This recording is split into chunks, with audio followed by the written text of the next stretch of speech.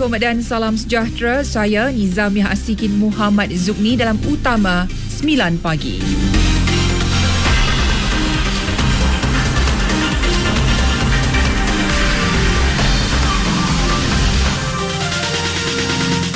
Kerajaan komited terus menggalakkan pembayaran secara elektronik dalam kalangan peniaga dan pengguna.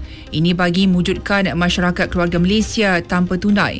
Perdana Menteri Datuk Seri Ismail Sabri Yaakob berkata kerajaan sedar pada masa ini semakin ramai usahawan dan peniaga termasuk perusahaan mikro kecil dan sederhana PMKS bertransaksi secara e-tunai terutama selepas penularan pandemik COVID-19. Sehubungan itu, Perdana Menteri menyarankan agar semua usahawan khasnya PMKS mengamalkan urus niaga tanpa tunai terutama ketika fasa peralihan ke endemik. Ia bagi membolehkan transaksi di kedai fizikal dilakukan secara mudah, cepat dan lebih selamat. Datuk Seri Ismail Sabri juga berkata selain bantuan kewangan, kerajaan akan terus melaksanakan program pemekasaan belia melalui pelbagai program. Ini termasuk Akademi Pembangunan Belia Malaysia serta penaik tarafan beberapa kompleks belia dan sukan. Dengan pusat belia wilayah pertama di Malaysia akan dibina bagi merancangkan lagi program dan aktiviti belia. Buat masa ini, kerajaan melalui bajet 2022 memperuntuk sekurang-kurangnya 1.2 bilion ringgit untuk pelbagai inisiatif bagi memanfaatkan golongan belia. Meliputi peranti siswa keluarga Malaysia iaitu bagi membekalkan tablet kepada setiap pelajar B40 di Institusi Pengajian Tinggi IPT. Dalam pada itu, sejumlah 27,000 permohonan peranti bagi program peranti siswa keluarga Malaysia diterima dalam tempoh 7 jam pertama ia dibuka semalam. Menyatakan demikian Menteri Komunikasi dan Multimedia Tan Sri Anwar Musa. Permohonan dalam talian itu mendapat sambutan menggalakkan daripada pelajar IPT daripada golongan B40. Peranti program peranti siswa keluarga Malaysia yang akan mula diagihkan Jun ini dijamin berkualiti tinggi daripada jenama terkenal. Ia bakal memanfaatkan kira-kira 350,000 mahasiswa daripada keluarga B40 yang mengikuti pengajian seperti diploma dan ijazah sarjana muda. Tan Sri Anwar dalam pada itu menyifatkan konsep pemberian kemudahan peranti kepada penuntut IPT awam dan swasta menerusi program peranti siswa keluarga Malaysia tidak seharusnya dibahas dan dipolemikkan. Tegas beliau, inisiatif itu diwujudkan bagi membolehkan semua penuntut IPTA dan IPTS mempunyai kemudahan akses pembelajaran yang berkualiti dan berterusan. Sehubungan itu, penerangan berhubung perkara tersebut akan diberi dari semasa ke semasa. Ia bagi mengelak sebarang pertikaian dan salah faham yang mengelirukan mengenai kaedah pemberian akses berkenaan. Peranti siswa ialah mewujudkan peranti di mana siswa-siswi ada akses untuk menggunakannya bagi membantu pembelajaran mereka. Jadi soal pemilikan bukan satu perkara kriteria yang terpenting, tapi kebolehgunaan dan availability sepanjang mereka belajar. Kenapa tak bagi terus? Kenapa pinjam? Sebenarnya bukan pinjam pun, memberikan hak kegunaan. Bukan pada satu peranti. Jadi kalau dia rosak, peranti tenggelam, banjir sebagainya, dia boleh dapat lagi peranti yang lain. Kalau beri dapat satu itu saja kan. Dan kalau rosak, dia kena tanggung sendiri. Kali ini kalau rosak dan sebagainya, ada perkhidmatan susulan di bawah program. Berhubung hak milikan terus baik sahaja pelajar tamat pengajian, jelas Tan Sri Anwar pertimbangan mengenainya akan diputuskan kemudian. Sesudah laporan kenaikan harga tiket bas ekspres serta kapal terbang bersempena sambutan Hari Raya Aidilfitri, KPDN-HEP sedia berunding dan membantu Kementerian Pengangkutan.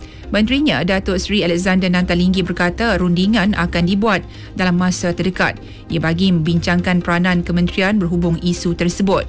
Sebelum ini dilaporkan bahawa kadar tambang bas ekspres akan dinaikkan hampir 10% kepada 10.2 sen bagi setiap kilometer bermula hujung bulan ini menjelang Aidilfitri. Turut didakwa naik hingga 500% harga tiket penerbangan ke Sabah dan Sarawak. Permohonan lesen kelas teksi dan kereta sewa akan dibuka semula kepada individu awam di bawah perniagaan milikan tunggal dan perkongsian. Ia bermula 18 April hingga 30 Jun tahun ini. Demikian menurut Menteri Pengangkutan Datuk Seri Dr. Wee-Ka Siong. Keputusan buka permohonan lesen teksi dan kereta sewa selepas dibekukan sejak 2016 itu dibuat susulan permintaan daripada orang awam dan pemandu teksi sedia ada. Mereka berhasrat memiliki lesen teksi sendiri. Sebagai permulaan, kota kelulusan lesen teksi dan kereta sewa ditetapkan 1,000 lesen bagi tahun ini.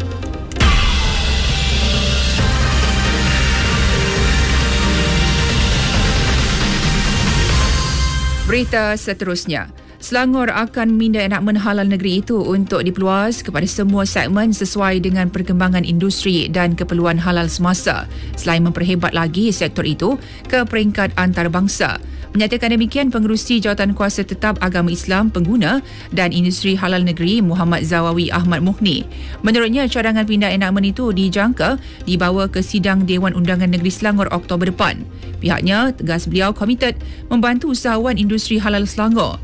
Antara cadangan bawa mereka ke Afrika Selatan, Turki dan Arab Saudi untuk mengadakan pertemuan dengan pelabur. Usaha itu dijangka diadakan selepas Aidilfitri. Penubuhan Majlis Kepimpinan Presiden PLC di Yaman baru-baru ini merupakan langkah positif ke arah mencari penyelesaian politik dan damai yang komprehensif terhadap pemberontakan Houthi di negara itu. Kementerian Luar dalam satu kenyataan menyebut Malaysia menyambut baik PLC yang dimulakan oleh Kerajaan Arab Saudi dan Majlis Kerjasama Teluk GCC. Malaysia juga menyokong penuh inisiatif Wakilan Khas Teusaha Agung PBB ke Yaman. Ini termasuk perjanjian gencatan senjata antara Kerajaan Yaman dan Houthi. Lebih 5 juta orang sudah melarikan diri dari Ukraine sejak pencerobohan Rusia bermula 24 Februari lalu. Menurut Pertubuhan Bangsa Bersatu bagi Pelarian UNHCR, 4,796,000 rakyat Ukraine melarikan diri merentasi sempadan negara mereka. Manakala hampir 215,000 warga dari negara ketiga melarikan diri ke negara jiran. Perpindahan itu adalah krisis pelarian paling pantas berkembang di Eropah sejak Perang Dunia Kedua. Daripada lebih 2.7 juta pelarian Ukraine, hampir 6 daripada 10 orang keluar meninggalkan negara menuju ke Poland. Finland kemungkinan besar akan mohon keanggotaan Pertubuhan Perjanjian Atlantik Utara NATO. Menteri Hal Ehwal Eropah Finland, Titi Turpanen, bagaimanapun berkata keputusan itu belum muktamad. Beliau meluahkan hasrat tersebut hanya beberapa jam selepas Rusia memberi amaran berkenaan akibat yang bakal diterima sekiranya Finland dan Sweden menyertai NATO. Pencerobohan Moskow pada 24 Februari ke atas Ukraine mencetuskan pusingan U yang dramatik bagi Finland dan Sweden berhubung dasar ketidakselarasan tentera yang telah lama dipegang. Beralih ke perkembangan sukan, Kejohanan Silat Dunia 2022. Melaka dipilih sebagai tuan rumah kejohanan yang dijadualkan pada 21 hingga 29 Julai di Pusat Dagangan Antarabangsa Melaka MITC. Presiden Persekutuan Silat Kebangsaan Malaysia, Datuk Megat Zulkarnain Omardin, memberitahu keputusan tersebut dicapai pada mesyuarat Exco Badan Induk itu semalam. Turut dianjurkan Festival Silat Seni Antarabangsa di Kuala Lumpur pada 21 hingga 24 Julai. Penganjurannya seiring dengan pengiktirafan Pertubuhan Pendidikan, Saintifik dan Kebudayaan Pertubuhan Bangsa Bersatu UNESCO. 32 negara menghantar penyertaan untuk menyertai kedua-dua acara tersebut. Bola sepak Serie A, AC Milan merampas kembali puncak Liga daripada Inter Milan selepas kemenangan 2-0 ke atas Genoa di San Siro.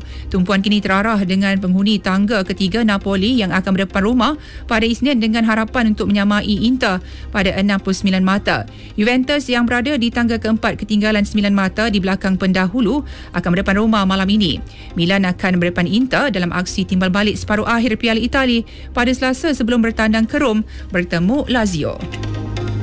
Pemain tengah Manchester United Nemanja Matic mengumumkan akan meninggalkan klub Liga Perdana Inggeris itu pada akhir musim ini. Pemain Serbia itu yang kontraknya di United sehingga tahun depan membuat 26 penampilan dalam semua pertandingan musim ini. Matic berkata dia sudah maklumkan lembaga pengarah, pengendali dan pemain-pemain berhubung keputusannya itu. Ia satu penghormatan dan penghargaan dapat bermain untuk klub tersebut selepas 5 tahun berkhidmat di Old Trafford. Disampaikan tajuk utama sekali lagi.